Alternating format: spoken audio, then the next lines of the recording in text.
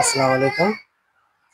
অধ্যায় 9.1 অনুশীলনী 25 নম্বর সৃজনশীল অঙ্ক। এইখানে আছে উদ্দীপক দেওয়া আছে cosec theta minus cot theta সমান 1/x। এখান থেকে প্রথম যে ক নাম্বার, এটা যারা দেখেন নাই আগের ভিডিও, তারা অনুশীলনী 23 নম্বর যে ম্যাথ সেই ভিডিওটা দেখে আসতে পারেন। এইটা cosec theta plus cot theta সমান কত বা এর মান নির্ণয় করো। একই ত্রিকোণমিতি চিহ্ন যদি বিপরীত থাকে তাহলে সেটাকে জাস্ট উল্টাই দিল, অর্থাৎ এর বিপরীত করলেই সেটার অ্যান্সার। অর্থাৎ ক নাম্বারের অ্যান্সার আমরা বুঝতে পারলাম যে cosec theta plus cot theta সমান হবে x ভাগ 1। x উপরে 1, নিচের 1 এর কোনো দাম নাই, তার মানে আমরা বুঝলাম যে এইটার মান আমাদের x। তাই এখানে আমরা খ নাম্বারে চলে যাব। তো খ নাম্বার লেখার সময় লিখবো যে ক হতে পাই, ক হতে ক হতে কি পাই? ক হতে পাই, আমি একটু বামে লিখলাম, cosec theta plus cot theta সমান x। এখন আমরা জানি খ নাম্বারে যে মানটা বের করতে আমাদের বলছে সেটাই আছে x স্কয়ার প্লাস 1 ভাগ x স্কয়ার মাইনাস 1। অর্থাৎ আমরা যদি x এর সাথে যোজন করি তাহলে প্লাস 1, বিয়োজন করলে মাইনাস 1, এবং এটাকে যদি স্কয়ার করি তাহলে x এর উপর স্কয়ার আসে, 1 এর উপর যে স্কয়ার আসে 1 এর স্কয়ারের দাম নাই। তার মানে আমরা বুঝতে পারলাম যে যেটা দেওয়া আছে এখান থেকেই অঙ্কটা সমাধান করা সম্ভব। এখন আমাদের যে দেখাও যে মানে প্রমাণ করো যে বাম পক্ষে যেটা আছে sec থিটা আসে কি দিয়ে? 1 ভাগ cos দিয়ে। এখন যাই দিয়েই আসুক, এইখানে cosec theta plus cot theta এইটা তো থাকা যাবে না, কারণ এইটা থাকলে sec থিটা আসবে না। তাই cosec থিটা এবং cot থিটা এই দুইটা আগে ভাঙা লাগবে। বা cosec থিটা সমান কি? cosec থিটা সমান 1 ভাগ sin থিটা প্লাস এইটা যেহেতু নিচে 1 বাই নিচে sin থিটা, এইটা অবশ্যই নিচে sin থিটা আসবে। cot থিটা সমান আমরা জানি cos থিটা ভাগ sin থিটা, tan থিটার বিপরীত এটা। এখন ডান পাশে কি আছে? x করতে x। এখন লব এবং হরের যোগ বিয়োগ করার নিয়ম পৃথিবীতে একটাই, সেটা টান দিয়ে লসাগু করা। sin থিটার একটা যদি লসাগু করি তাহলে উপরে আসে 1 প্লাস sin থিটা বাদ, তাহলে থাকে cos থিটা সমান x। এখন এইটাকে যোজন বিয়োজন করলে পরে কি আসে দেখি। যখন কিছু করা যায় না তখন যোজন বিয়োজন। যোজন বিয়োজনের আগে যোজন বিয়োজন করলে x প্লাস 1 হয়, সেটার স্কয়ার আসে না। তাই ফার্স্টে কি এটাকে যদি বর্গ করি তাহলে কি আসে? x square. তারপরে যদি যোজন করি তাহলে x স্কয়ার প্লাস 1, বিয়োজন করলে x স্কয়ার মাইনাস 1।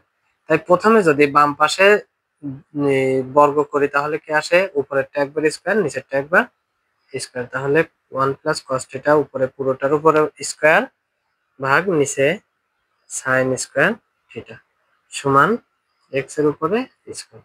লিখে দেবো যে বর্গ করে, বা 1 প্লাস cos হোল স্কয়ার, অর্থাৎ a plus b whole square. a plus b whole স্কয়ারের সূত্র কি? a স্কয়ার, মানে 1 এর স্কয়ারের দাম নাই। a স্কয়ার প্লাস 2a, গুণের ক্ষেত্রে 1 এর কোনো দাম নাই, 2a, তাহলে b, b কত? cos theta plus b square, b square কত? cos স্কয়ার থিটা ভাগ নিচে যা আছে তাই, ডান পাশে x স্কয়ার করতে x স্কয়ার। এখন বা 1 প্লাস 2 cos থিটা, এটা যদি যোজন করি, যোজন করলে উপরেরটার সাথে নিচেরটা একবার যোগ, উপরেরটার সাথে নিচেরটা একবার বিয়োগ।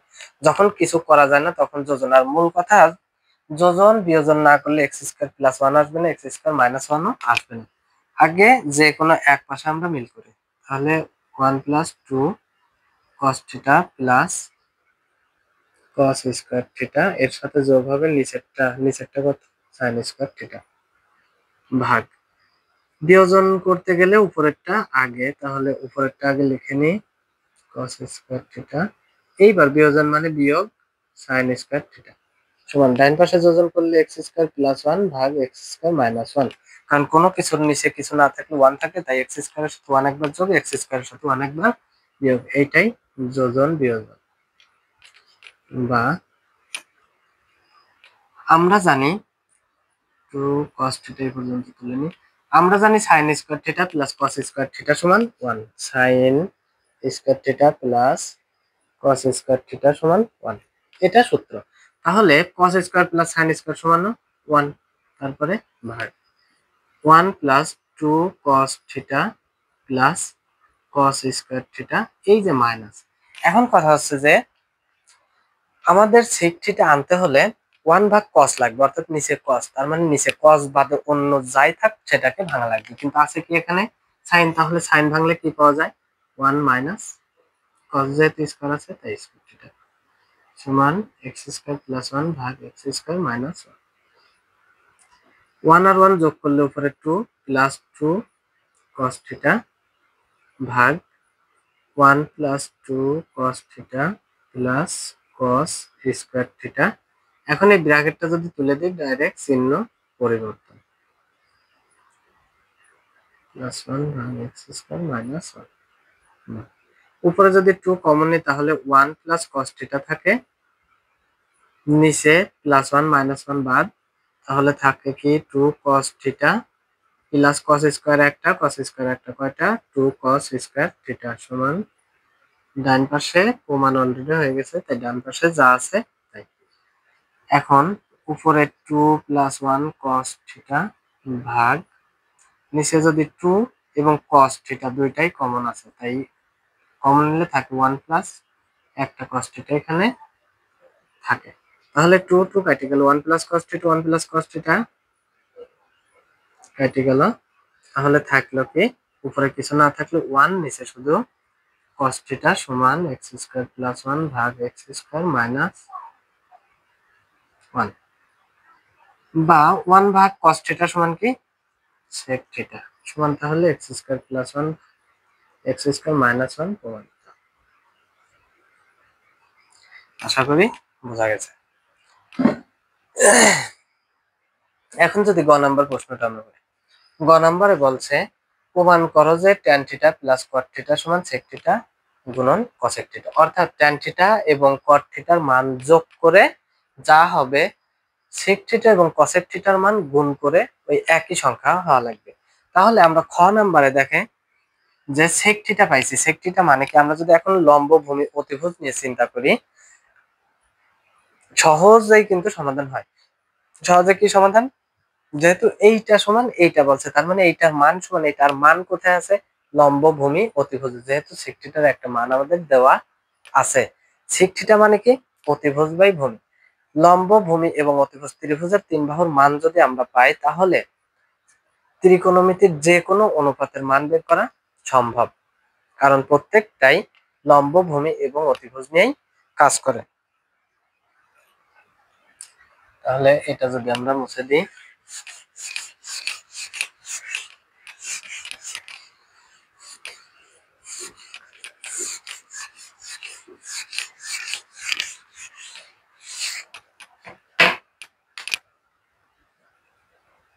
গ নম্বর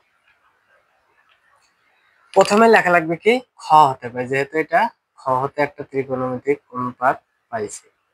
খ হতে পাই, আমি একটু বাম থেকে শুরু করি, sec থিটা সমান x স্কয়ার প্লাস 1 ভাগ x স্কয়ার মাইনাস 1, এইটা ত্রিভুজের হিসাবে আমরা চিহ্নিত করি A B C. sec theta সমান কি, sec থিটা সমান অতিভুজ